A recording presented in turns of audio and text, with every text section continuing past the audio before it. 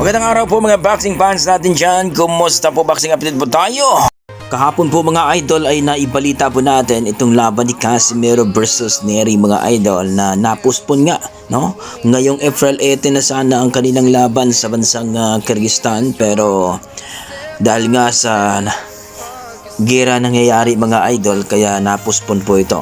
So ito po mga boss ay legit na source ay mangyayari na po ang kanilang laban sa Mayo. Wala pa namang binigay na pizza, pero ayon sa ating pinagkakatiwalang source na itong laban ni Casimero at Nery ay magaganap na daw sa bansang Japan ngayong Mayo.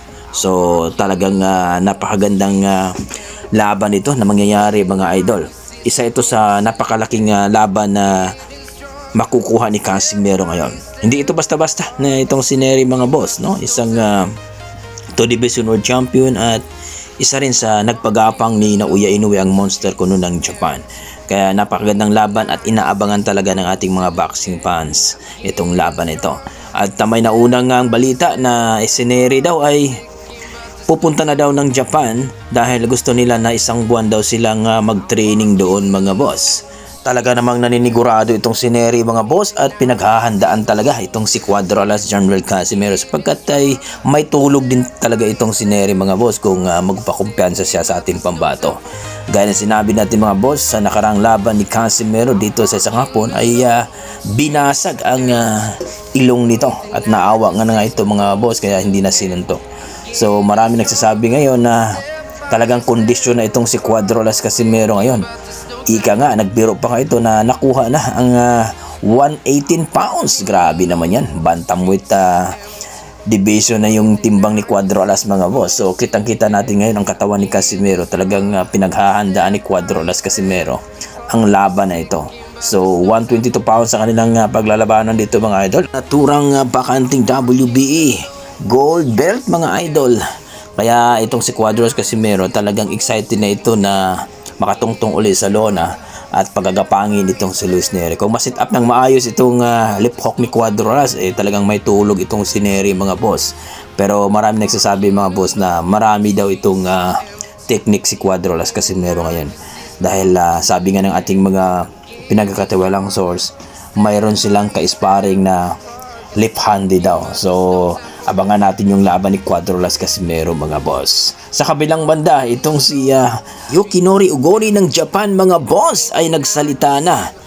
Grabe ito, mukhang naalog ata ang utak ni Ugoni mga boss dahil sa binugbog ito ni Cuadralas. Ayon sa kanya mga boss, mas madali daw talunin itong si Casimero compare kay Tapalis na loko ng mga boss. Samantalang itong si Ugoni mga boss sa laban nila, binugbog ito mula round 1 hanggang round 4. No? At hininto na nga ito sa round 4 mga boss dahil alam natin na talagang sigurado ay TKO na nga abutin ito. Pero nung tinalo niya si Tapalis mga boss, sinabi niya mas madali dong talunin etong si Casimero compare kay Tapalis. Naloko na. Ibang klase din itong si Ugoni mga boss. Mukhang naalog ata ang utak nito nung binugbog ni Cuadralas Casimero. Ayon kay Ugoni. Talagang malupit itong si Ugoni boss. Hindi pa ata ito nakarecover sa bugbog ng natamo niya kay Cuadralas Casimero. Imagine mo, no? Sasabihin mo na mas malakas o mas magaling itong si Tapalis na binugbog mo compare sa binugbog ka. So ngayon ang tanong ng mga boxing fans, sino ang mas malakas? Yung binugbog mo o yung binugbog ka?